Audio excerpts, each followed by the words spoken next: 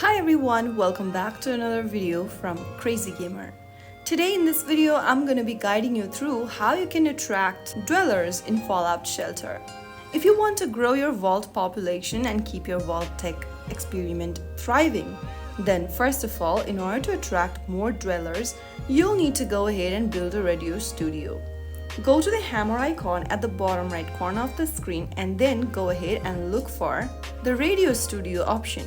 If you don't have the radio studio option enabled yet, then you will need to unlock this option first. Once you go ahead and unlock that, you can tap on the radio studio button and build a radio studio. Place the radio studio inside your vault and then assign high charisma dwellers. In this studio, you will need to assign high charisma dwellers, and then the higher their charisma, the better the chances of attracting new dwellers.